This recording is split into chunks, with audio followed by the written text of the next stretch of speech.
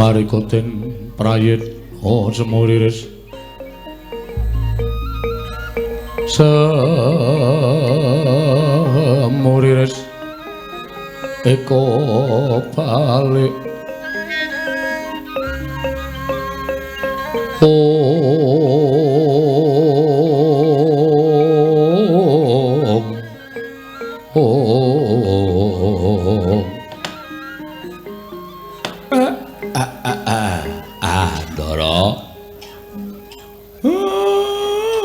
bidal saking Karang Kadempel sampeyan boten kepareng medhar pangandikan ning kula waspaosaken pasuryanipun kok benten kaliyan adat ingkang sampun katingal rengu pasuryanipun Ndara Janaka enten apa Gus nggih Ndara wonten apa kok ketingalipun boten rena penggalihipun sajaipun wonten ingkang dipun raosaken den dipun ngendikaken kan para Panakawan.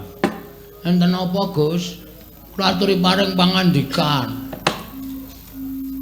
Kakang Semar, kula wonten dawuh. Sepira kluputaning Janaka. Sasuwening Kakang Semar momong kelawan Arjuna, aku nyuwun pangapura ya Kakang. Lah nek ora kaya adat sabene sampeyan iku dadak ngendikake kaya ngono.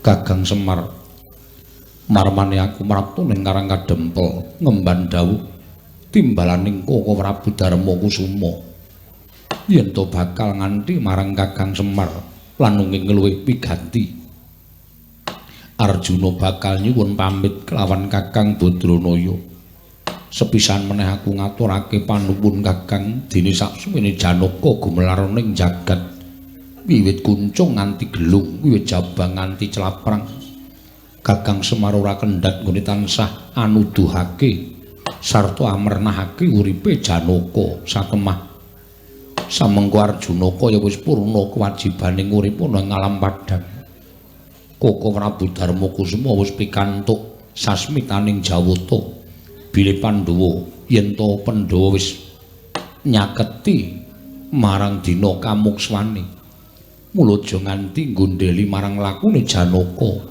Ora lega rasane atiku yen durung ana wiyos sing pangandikaning Kakang Semar ngapura saking keluputane Arjuna supaya luwih gampang nggonku bakal sowan marang pangenaning Gusti Kakang Badranaya.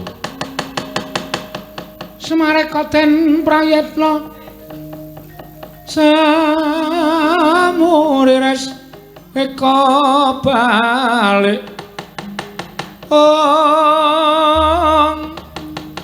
titiyani gandayani trisanya purnama sasi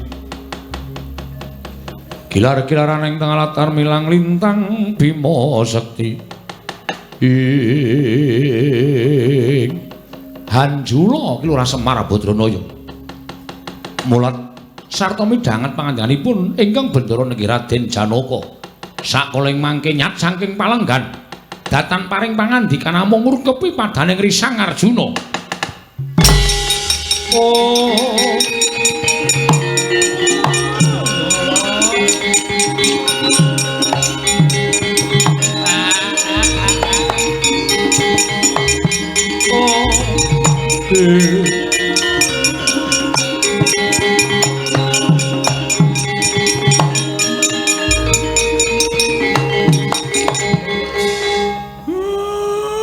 Mboten isa matur, Den.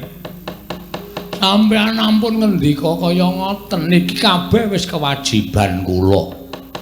Sing jeneng menungsa menika mboten lono, kula percaya. Anane ana niku mengke bakale ora ana, saka ora ana bakale ana merga donya niku mung werna kalih. Bungah susah bejo cilaka sugih miskin. Seneng ora seneng ming werna loro saka ora ana dadi ana saka ana dadi ora ana. Iya Kakang Semar nggih. Saksuwene kula nderekke sampeyan sing kula nderekke sakaing bendara niku sing paling suwe ming para Pandhawa. Gus. Kula ya wis kewowogen urip ning jagat. Kula wis kewowogen mangan gempalaning jagat legiasi ning kahanan. Kula nderek ndara. Kula nderek Gus. Kowe melu ra kok? Aku sesuk wae. Melu to kok padha-padha li sabaya mati. Aku sing ditanggungan. Yangku hamil. Wah. Nanangan omongane ora iki senengane mung diapusi ngono do percaya kula nderek ora urung yo melu kok dina samengko aku bakal sowan marang ngersaning Sang Asih Prana kelawan Koko Prabu apa dene Kakang Mas Njodipati lan kadangku Nekula Sedya ingkang wigati namung bakal nyuwun pituduh bakal menyang endi papan ingkang prayoga nggone para Pandhawa bakal manjing marang alam kamuksuhan Kakang Semar. Kula ya tak nanjihke karo pukulun Bathara Wenang. Kula niki pripun sesuk kula niku kaya ngapa? Kula niku sesuk kudu kepiye? Niku kula ya durung iso ngerteni. Upama kudu bareng kali Pandhawa kula ya ikhlas dene ora ya ajeng kula lakoni, Ndara. Semarekoten prayitna semurire seka balik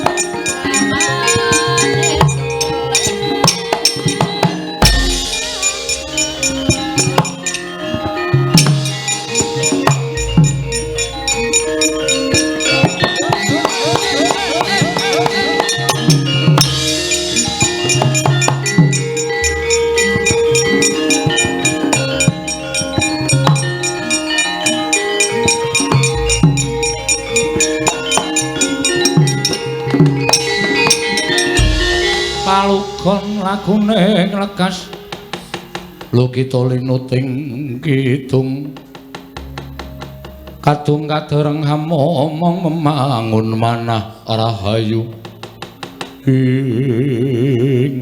lha pripun lah jarine nderekke Kengraka lah kok malah tindake nasak mangsuli papan ingkang wis pataun-taun kepengker niki rak Tegal Kurusetra to iya Kakang Semar nggih merga disiram nganggo bathang disiram nganggo getihe pirang-pirang perjurit nganti ingkang biyen wujute kaya dene wujuding segara wedi lah kok sakniki katon subur kados mekaten teng pundi-pundi enten gumuk cilik-cilik nika nek disawang dudu gumuk nanging pancen nika tumpukaning bathang menungsa iya Kakang Semar nggih sing dadi kawigatenku mung wujuding gumuk ngarep aku iki ingkang gedhe tinimbang liya-liyane saka pangrasaku iki dudu gumuk sabaene Kakang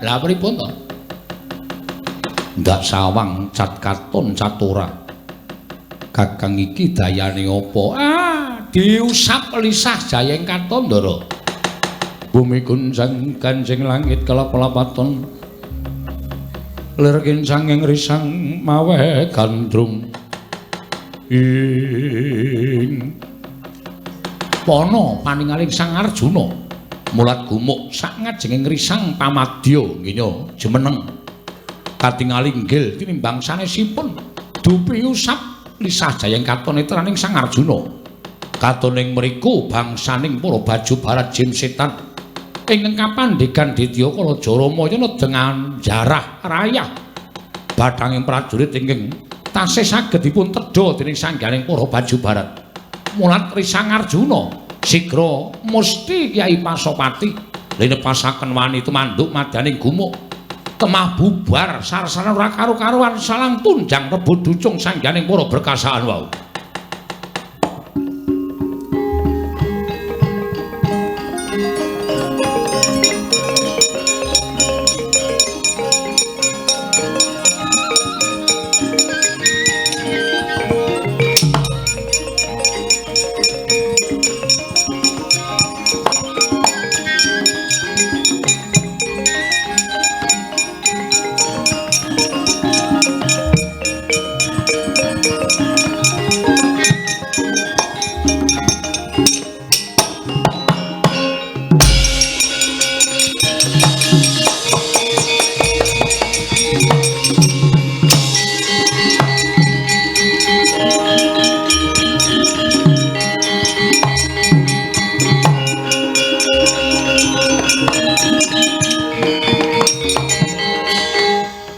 Semar mrisa. Nggih.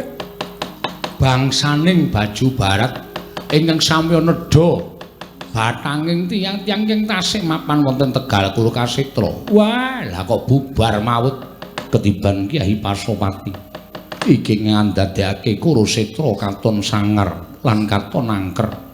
Wekasan ora ana titah ingkang wani mlebu jroning Tegal Kurukasetra. Kakang Tegal Kurukasetra saiki wis katon padhang. Srana ndak tibani Kyai Pasopati kabeh ingkang durung entuk dalan padhang wis bali marang asal mula-mulanira Kakang diteruske le tindak ndara ndak kelangan lacak kala ingkang Ngraka Prabu Darma Kusuma ing Ngraka Ndara Werkudara iya Kakang Nayantaka ayu anakmu aja ning kengkeri Kakang mulat para Sang Arjuna Kakang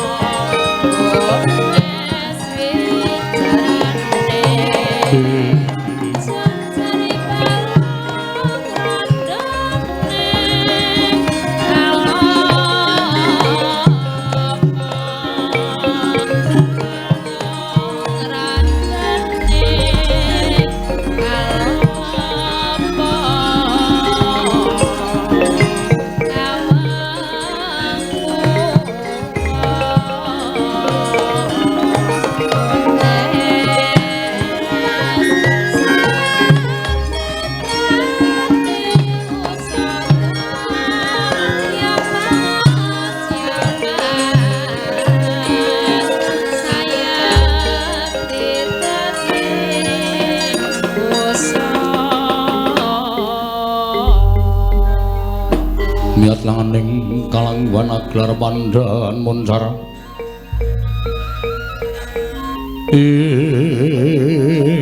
non lir kekunang sureng sorotetan padang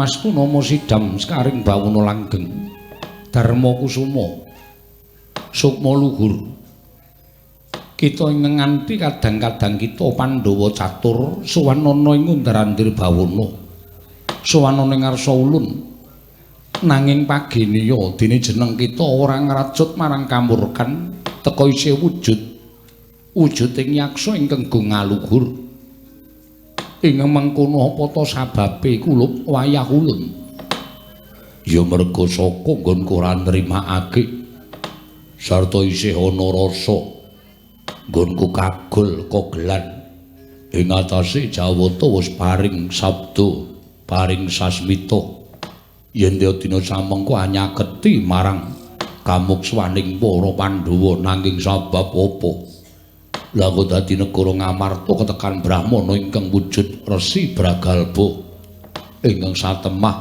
gawe muntap atine putumu Puntadewa nggih mara racuten siramen nganggo tirtaning kesabaran saiki apa lumaku ana ing negara Ngamarta dadi panggasah pangungkaling jiwa para Pandhawa ngene bakal angadepi marang dina kamukswan nanging jebul para Pandhawa ingkang tansah isih katarungku marang mubal-babaling nafsu malah sira kulup Darma Kusuma ingkang mestine bisa ngendhakake marang karmukane kadang-kadangmu ya kuwi Werkudara lan Arjuna teka malah sira minangka ingkang tinemu werda maringi lupiya ingkang ora prayoga marang adi-adimu kulup Puntadewa mara diage racuten mara diage racuten kamurkan kita yen to nganti suwen nggon kita ngrasuk marang Bramantya sayekti ing mengko bakal saya kangelan nggon kita bakal nggayuh kasuwargan nggih Darma Kusuma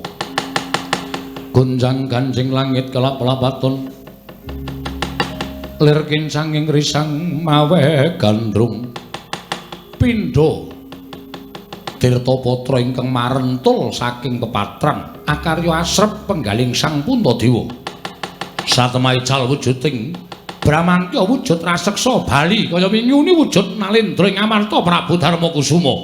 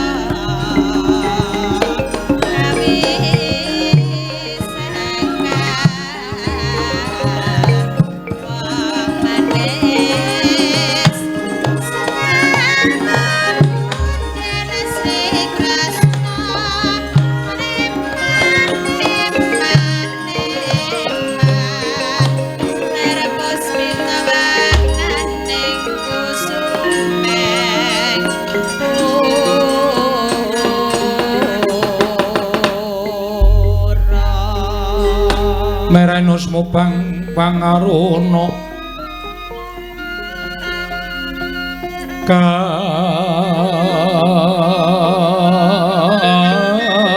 kadinetraning uga rapuh sataning kokila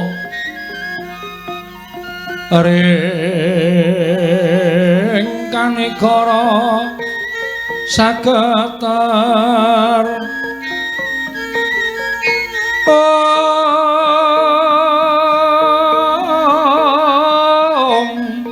kene dongane engkong ler wuwu sing kene panca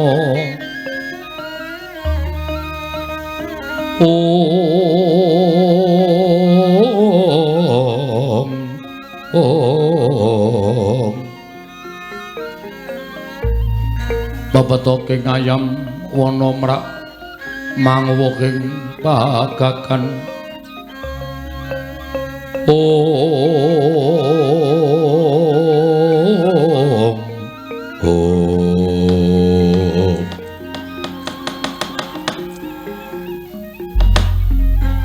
Mastuna Sidam sekaring bawana langgeng Puntadewa wonten timbalaning ngadhawuh ulun ngerti apa kang dadi sedya kita dene kita suwana ning kayiwangan ngundarandir bawana sayekti amung kepengin angrantu kelawan dawuh timbalan ulun nggone para Pandhawa nyaketi kelawan dina kamuksuwan inggih pukulun mugi kepareng ngambah barana dhateng wayah pun Darma Kusuma kedah kados pundi lampah ingkang kedah kula tindakaken punta sakadang namung sendika ndederek punta wonten timbalan apa ingkang Gusti nampa lumantar sasmita impen ingkang nalika semana kita lakoni jroning kita mahasing asamun nyumurupi kelawan kadang-kadang kita papat cacahe ingkang nalika jroning pasumpenan pinethuk kreta ingkang mawa cahya tinarik kuda cacah 100 nalika semono kita ing pribadi ingkang ora nitih jroning kreta tumuli kadangmu papat mumbul ngawiyat ilang saka ing paninggal sayekti kabeh mau wis pinangka dadi pratandha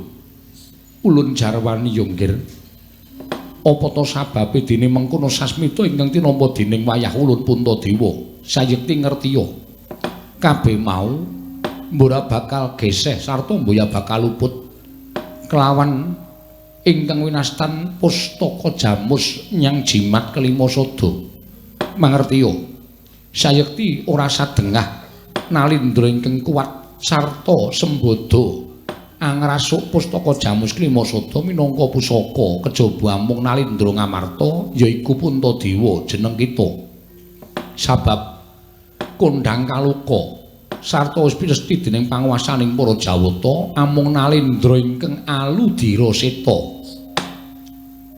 siji ingkang gumlaroning jagat amung jeneng para kulup Darma Kusuma. Jumbuh lawan wujuding pustaka Jamus Klima Sada ingkang sanyata amung wujud druwang putih ingkang tanpa cacat. Iku mau jumbuh lawan ludira kita. Mekaten pukulun wondene kewajiban kita kudu bisa nyurasa surasaning tulis ingkang mapan jroning pustaka Jamus Klima Sada. Kita ingkang darbi kewajiban bisa ambabar tulis ingkang mapan ana ing telenging pustaka Jamus Klima Sada. Mula ora jeneng mokal. Lamun sejatine kasuwargan kita kelawan kadang kita papat kuwi adoh parane lan adoh puruke Puntadewa. Nyatlanganing kalangguan aglar pandan moncar tinonlir kekonang surum sorotetan padang kasor lan pajaring purnameng kekono dasari mangsa katiga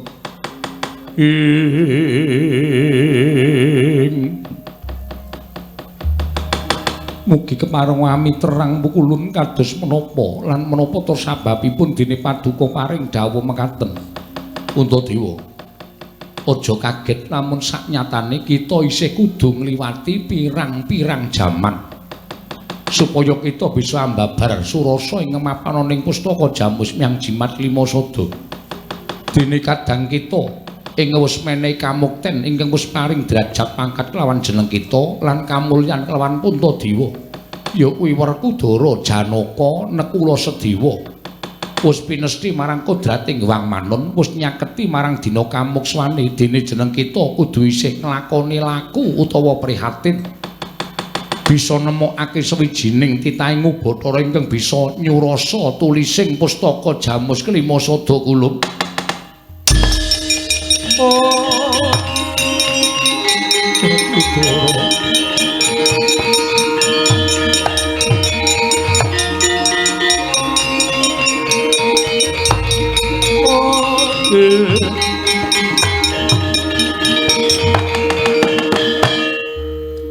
Kadanging pun Kakang Arjuna wonten dawuh Para Prabu Werkudara piye pirang-pirang taun gone siadilan pun Kakang urip bareng nanging tinemune tumekaning dina kamukswan kudu pisah siadi wis antuk dalaning kasuwargan dene pun Kakang isih duwe kewajiban ingkang ora enteng. Barep kakangku nalika jroning sanggar planggatan kowe dawuh wong urip kuwi mung werna telu lair netepi kewajiban pungkasane mati mbok menawa iki babaring pangandikamu Werkudara Janaka kembar wis rampung nggone netepi kewajiban ning barep durung iso ngrampungke kewajiban sing tatak sing tangguh. Wah, wajibanmu rampungno dhisik. Kowe mesti ketemu adi-adimu ana ing lawanging kasuwargan. Kowe mesti kumpul maneh dadi siji karo adi-adimu barep.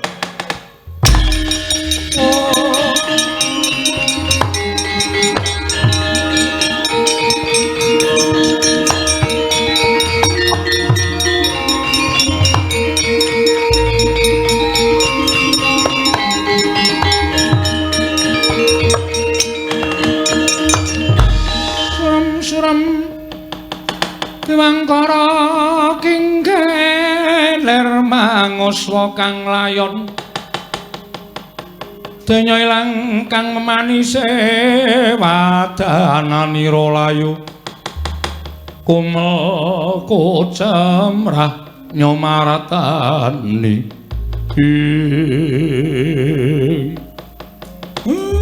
kula pripun Bu Kulon Kula terus kudu pripun yen to kula nyumurupi lakon sing kaya ngeten iki sampeyan prisa piyambak.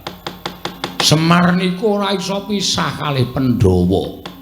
Niki ndara-ndara kula lek kula ngetutke sikil kula nggih sirah-sirah kula nggih sikil. Nyatane sakmangke sampun dados satriya ingkang pepethingan, satriya ingkang pancen. Nggo regake jagat ning bareng tekan kamukswane kok kula ora disenggol, kula ora dijawil. Terus kula niki kudu pripun le napaki urip kula?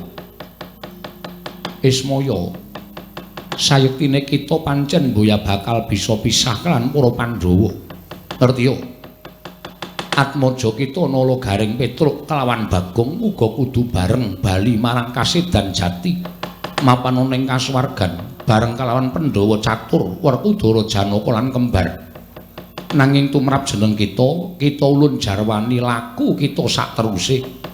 Kita bakal manjing ana ing alam baka utawa ing alam mantara nanging kita ora dikeparengake manjing kasuwargan sabab kita bakal tumimbal lair meneh ana ing jagat. Wondene lair kita ana ing jagat bisa ora nedya sarta ora bareng kelawan atmaja kita nanging bareng kelawan kadang kita tuwa ya kuwi Catugara ya Cedya Mantri. Mbok apa besok ingkang kita lakoni jroning jagat lan kewajiban apa ingkang bakal kita ayahi jroning jana luka. Ulun mbuya bisa ngandharake saiki. Nanging ing wigati ulun wis njarwakake mungguh laku kita sak teruse Semar. Matur nuwun, matur.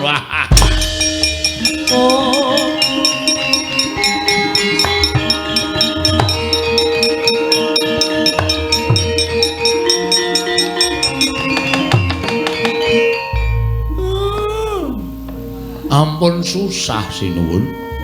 Kakang Semar. Aku ora bakal duwe rowang ana ing jagat. Sedulurku papat ndisiki Untadewa. Saiki Kakang Semar saat majane uga kudu pisah karo Untadewa. Ampun dinggo muwun. Ampun dinggo nangis. Mengke ndak dikira sampeyan iku Nalendra sing ringkih batine. Sing tetek, sing tangguh. Lha kewajibane dirampungke, Ndara. Nek tumrap kula malah sampeyan niku piyayi sing ketrima uripe, ketrima sugenge. Ketitik ingkang rayi pun mapan badhe mapan ing kasuwargan. Sampeyan isih diparingi kewajiban karo sing gawe jagat. Tegese sing gawe jagat niku percaya karo sampeyan. Tegese sing gawe urip niku percaya karo sampeyan. Ora eneng wong sing dipercaya karo sing gawe urip supaya iso nyurasa tulis jroning pustaka Jamus Kelima Sada. Hadan manggedhekke penggalih sampeyan. Manggedhekke ati sampeyan. Mboten sah bingung. Pun to, napa-napa niku wonten dilakoni kanthi tewajuh. Undu-unduane mesti becik sinuwun. Ismaya, kula wonten dawuh. Para mundura kene. Nggih, ngestakaken dawuh. Werkudara. Benak kakek kuwi Arjuna wonten maring dawuh. Nekula Sedewa, inggih wonten timbalan. Inggih wonten timbalan.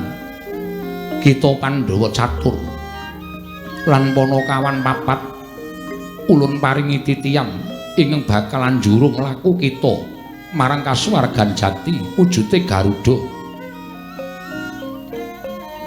Yo, Garuda iki mengko ingkang bakal nuduhake dalan sarta dadi titiyan kita manjing ana ing kasuwargan jati Werkudara.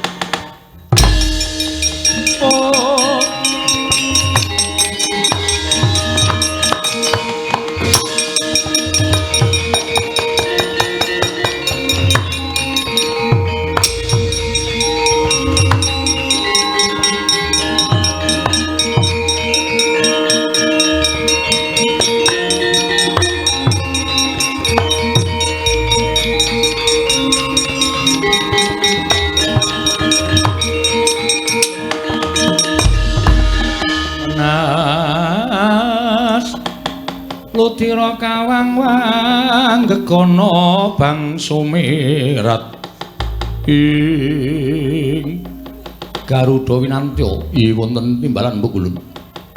Kita ingkang usulun paringi dawuh lamun kita ingkang pantes kinarya titianing Pandhawa catur lan Panakawan supaya nuduhake laku ingkang praptana ing kasuwargan kaya wis rampung telas tulising para Pandhawa catur lan Panakawan nggone ulipun ing alam padhang. Mara gage kantinen wayah ulun manjing ana ing swarga nur kastuba Garuda Winantya niki ngestaken dawuh paduka Hyang Adi Pukulun. Oh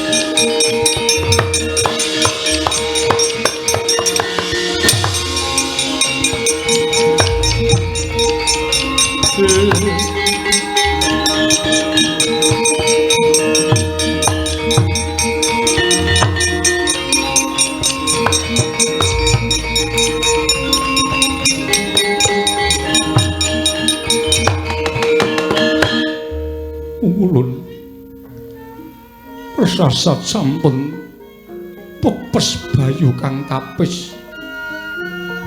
Kula sampun boten gadhahi kekiyatan nyumurupi kadang-kadang kula sampun manjing kasuwargan. Punta ulun bakal nuduhake marga supaya kita bisa prapteng sarta pinanggya kelawan jalmaning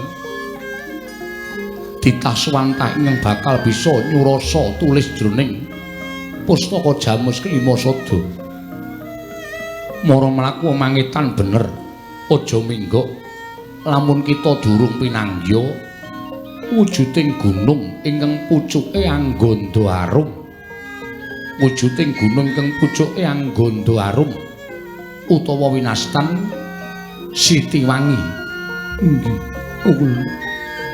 Sumandaka ana ing pucuking gunung nglakonana semedi maladi gening nglakoni tapa brata nganti sapurnaning umur kita lan ulun percaya kanthi jalaran kita mertapa ning sapucuking gunung mau sayekti bakal ana dalan nggon kita bakal pinanggya kelawan titaing Ubatara ingkang bisa nyurasa jroning pustaka Jamus Kelima Sada. Kula nyuwun pamit Pukulun.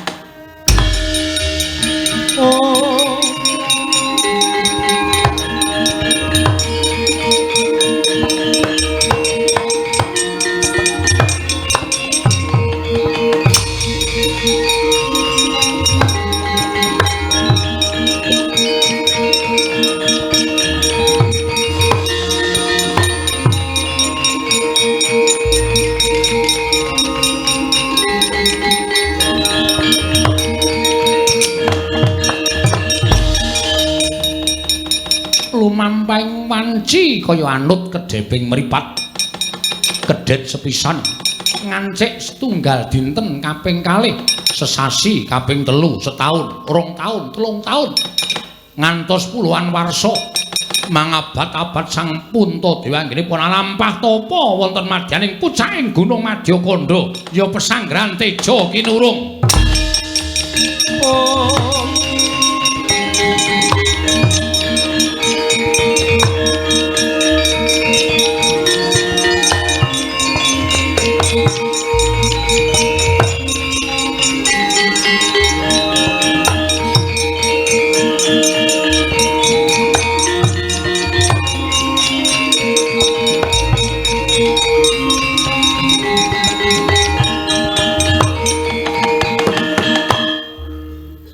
Sekung semedi Sang Darma Kusuma. Nadyan jagat wis ganti alam. Wis datan kocap negari Ngastina.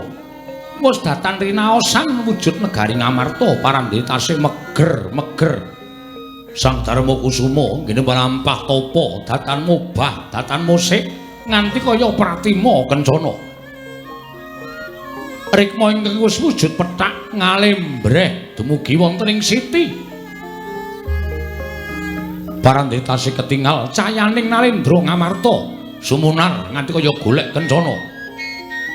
Mulat ingkang Rama Sang Hyang Bathara Darma datan Wentara nyumurupi kawontenanipun ingkang putra sigra tumiyup saking dirgantara njugaraken ingkang alambah tapa.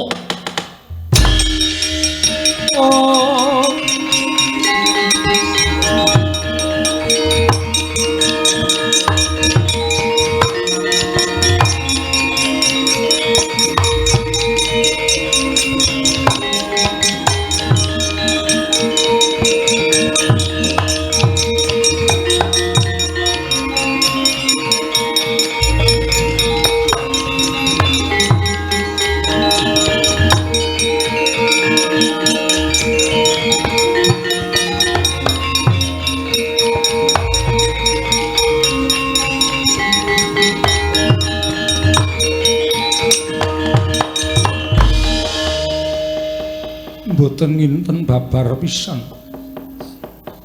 Aduka Rama pukulun ingkang rawuh wonten ing pesanggrahan Teja kinurung wonten ing pucaking Gunung Madyakanda. Punta sayektine wiwit kita budal alaku tapa ning pucaking Gunung Madyakanda.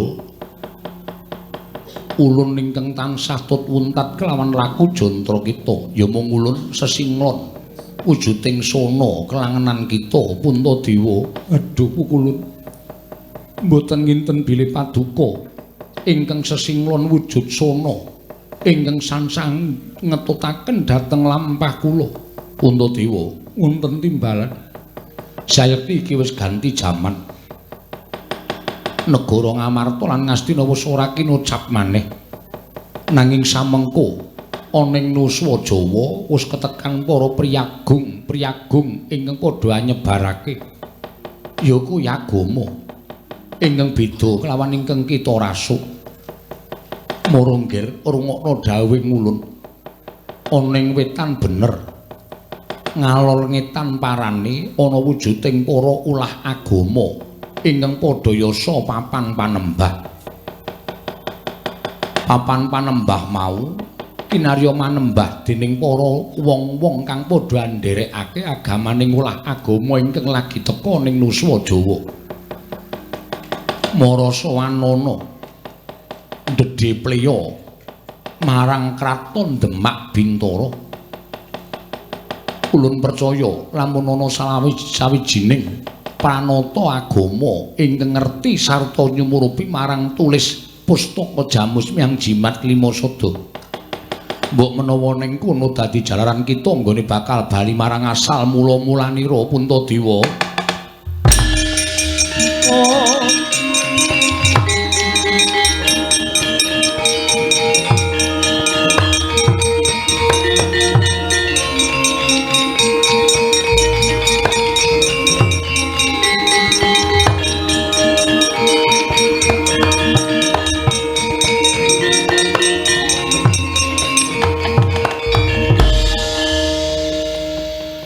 Kulun jimat sesembahan kula persasat sampun kadidene telasing pengajeng-ajeng manah kula anggen kula saged wangsul dhateng pangayunanipun Gusti pinanggih lan kadang-kadang kula sekawan krana pangandika paduka kadidene lumamping wanci peteng kepapak obor sastra biar padang trawangan.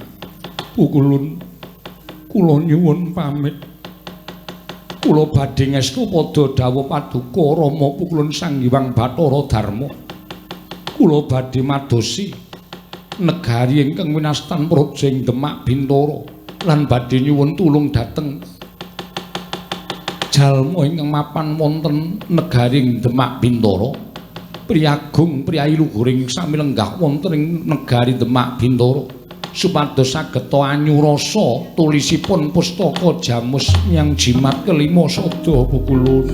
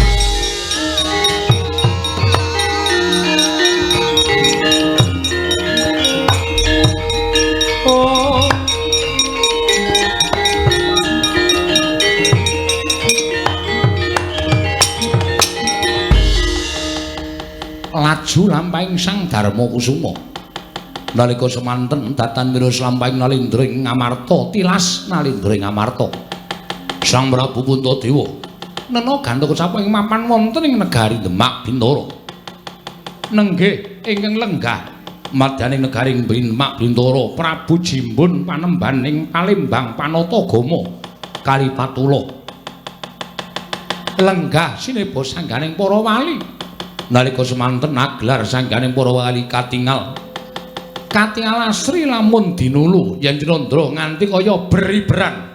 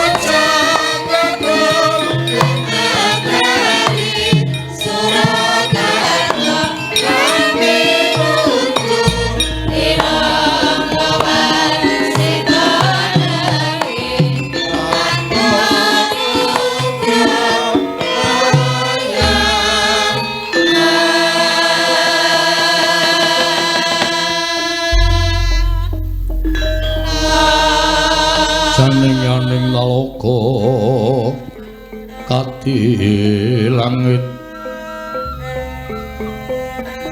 mambang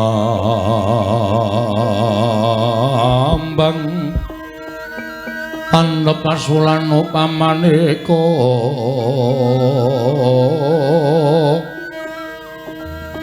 Om Bim Lintang Tulya Kusumayana Sumawur Om Om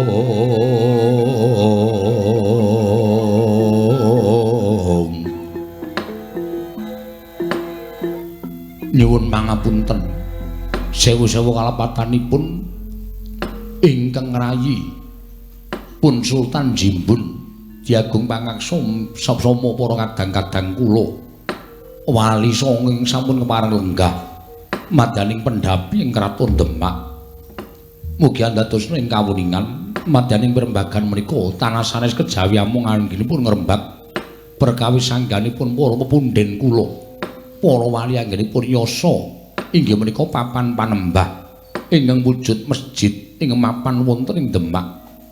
Mugi sakmangke kepareng hamba barono kedah kados pundi rampatan ingkang langkung prayogi samangke kula aturaken dhateng Kanjeng Sunan Bonang inggih menika dados pinisepuhing para wali. Nuwun sewu. Yayi Sultan Jimbun nggih wonten dawuh Njeng Sunan. Menawi saking pamrayogi kula sampun ngantos kula piyambak ingkang katimbalan supados munjuk atur amargi petangan tuwin pemanggihipun para kadang-kadang wali ingkang sami mapan wonten ing telenging pelataran kedaton ing Demak mriki kathah ingkang badhe dipun unjukaken kersa paduka Kanjeng Sultan Jimbun ing mekaten monggo kula triyandangu setunggal mbaka setunggal menika langkung prayogi amargi tumrap kula masjid menika mboten kula piyambak ingkang badhe ayasa. Masjid menika mangke kinarya papan panembahing para kawula, para santri ingkang sampun sami ngrasuk agami pungkasan ingkang mapan wonten ing Nusa Jawi menika Njeng Sultan Jimbun. Menika langkung prayogi. Krana menawi sakmangke namung kula ingkang katimbalan mboten badhe sae kedadosanipun Njeng Sultan Jimbun. Nanging pangangkah kula panjenenganipun Njeng Sunan Bonang ingkang langkung sepuh ingkang mestinipun paring dawuh wonten ing parapatan agung menika sakmangke para kadang-kadang kula sunasanesipun kantun nenggo pangandika paduka Njeng Sunan Bonang sasampunipun paring dawuh tumuntun badhe kula dangu mbaka setunggal menggah menapa ingkang dados ideping pemanggih para wali-wali pepunden kula para ulah agama ing sami mapan wonten ing negari Demak Bintara menika Njeng Sunan. Amedare Cokolodang pranyata sasmita gaib kumalare dadi jangka sapa wae kang ngrantu antuk pitutur yakti marti kang gesang rahayu yuwana tanes kala tan mingerke blating widi pegat-pegatan nyegat tekaning kodrat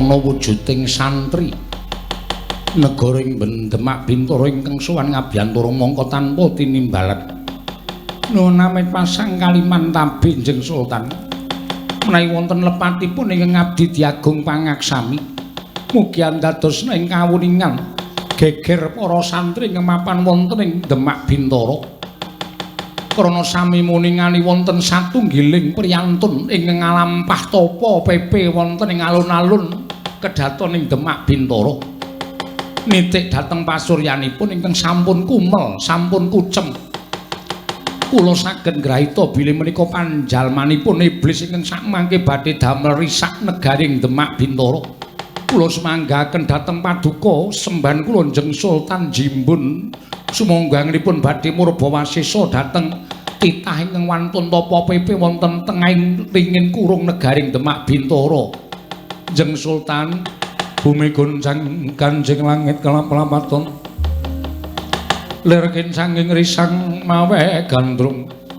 Njeng Sunan Bonang wonten dawuh menapa Yayi Sultan Jimbun sinten ingkang pantes angruwat dhateng tiyang ingkang wantun lampah tapa pepu wonten alun-alun negaring Demak Bintara. Kula kinten boten wonten saged jamin namung Yayi Njeng Sunan Kalijaga ingkang pantes lan trep murmurat dhateng titah ingkang wantun tapa petri. Kula sumanggaken paduka Njeng Sunan Kalijaga.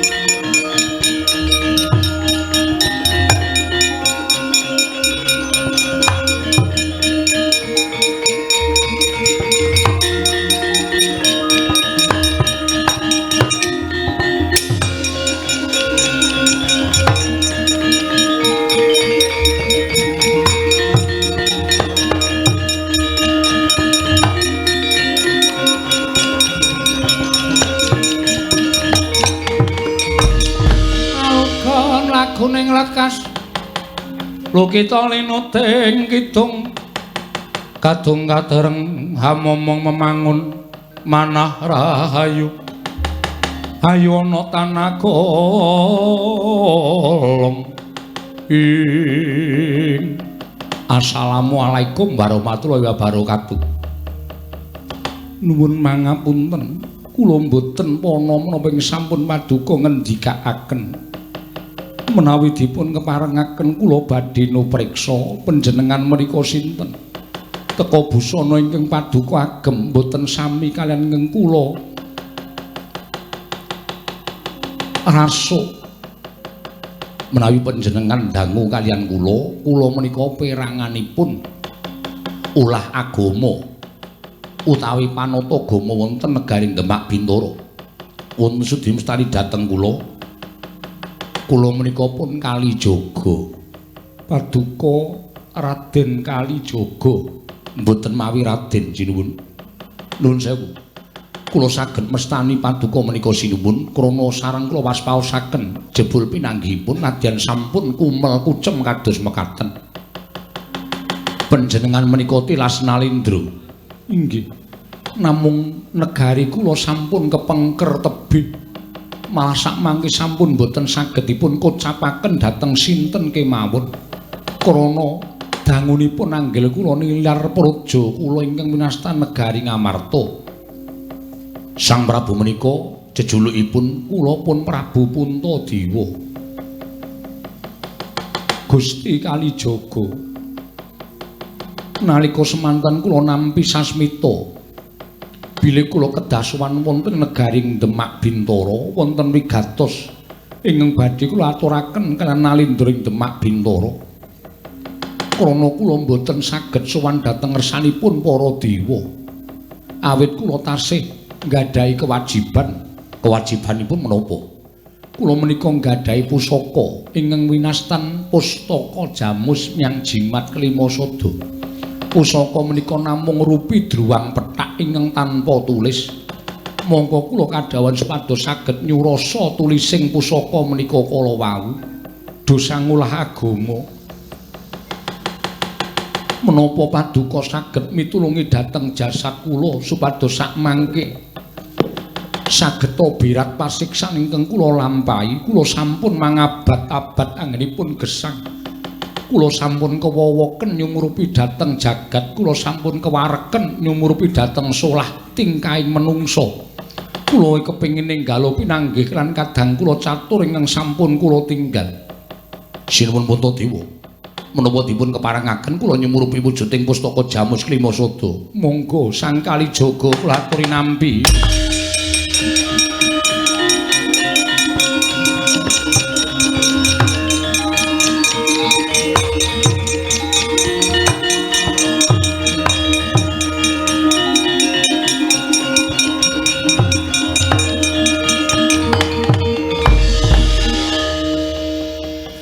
Boten nginten babar pisan. Nuwun sewu sinuwun. Tulis ingkang mapan wonten ing salebeting pustaka menika jebul namung kula lan kadang-kadang kula ingkang ngrasuk agami pungkasan ingkang wonten ing tanah Jawi menika ingkang saged nyurasa. Aduh, matur genging panuwun ingkang tanpa upami. Namung kemawon syarat srananipun wonten. Syarat srananipun menapa kula ingkang badhe saged mujudaken Prabu Puntadewa kenging nampi surasaning tulis sing mapan wonten telenging pustaka nanging setunggal kedah sesuci diri langkung rumiyin. Sesuci lair lan batosipun amasuh sarandunging hangga supados sakmangke ketingal nir ing sekara-kara lan boten badhe kelepetan dhateng dedusan menapa kemawon.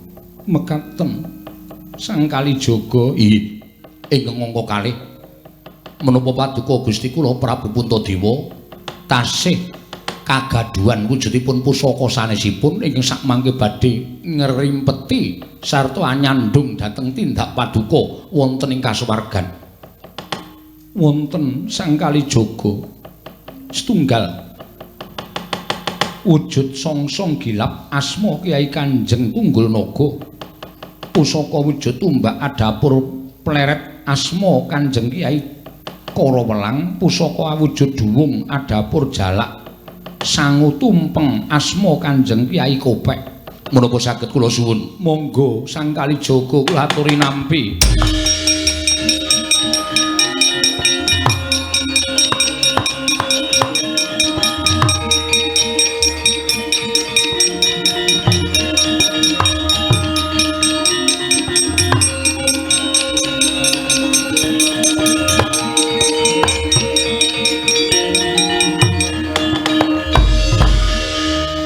Sang Prabu, wonten sak ngajenging masjid papan panembah saking kula sak kanca anggenipun sampun ngrasuk agami ingkang pungkasan menika wonten ingkang winastan wujudipun padasan.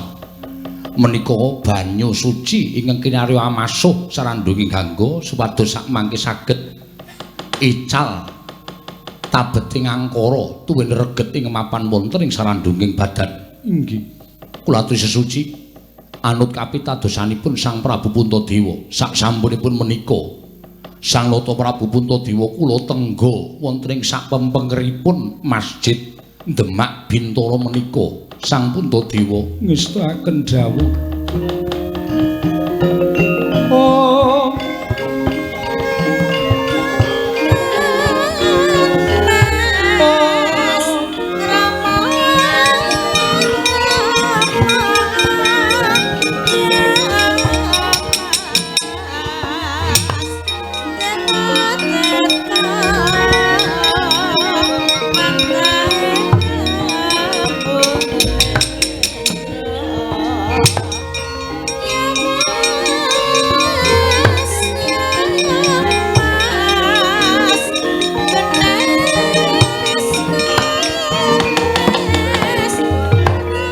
pasuryan dereng nate amasuh tata caraning agama pungkasan parandene Sang Puntadewa kaya tinuntun dening panguwasaning Gusti.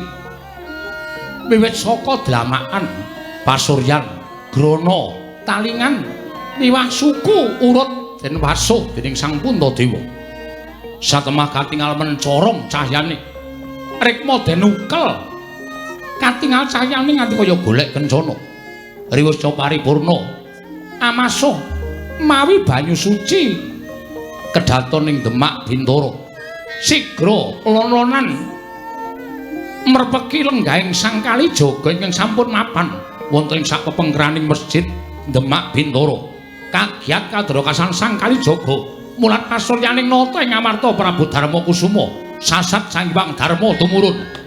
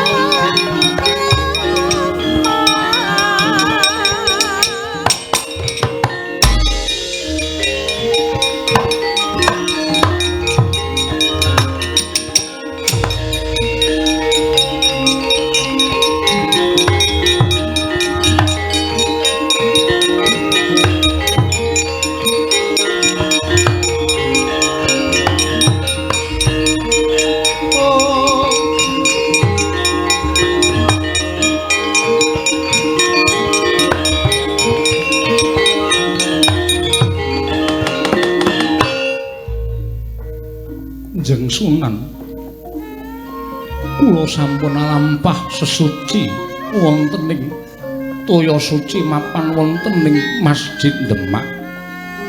Kaselak nata ling raos kula nyumurupi dhateng isen-isening pustaka Jamus Kelima Sada. Sang Prabu, kula aturi mengakaken dhateng penggali panjenengan. Tulis ing mapan wonten telenging pustaka menika yakti wontening agami kula sinebut kalimat thayyibah. Nggih. Wonten suraosipun kados mekaten. Asyhadu alla ilaha illallah wa asyhadu anna Muhammadar Rasulullah. Monggo. Kula aturi nirakaken dhateng menapa ing sampun kula aturaken. Asyhadu alla ilaha illallah wa asyhadu anna Muhammadar Rasulullah. Mboten wonten Gusti ingkang wajib sinembah kejawi namung Gusti Allah. Lan Nabi Muhammad minangka dados utusanipun Gusti Allah. Asyhadu alla ilaha illallah wa asyhadu anna Muhammadar Rasulullah. Inggih, menika tulisipun Sang Nata.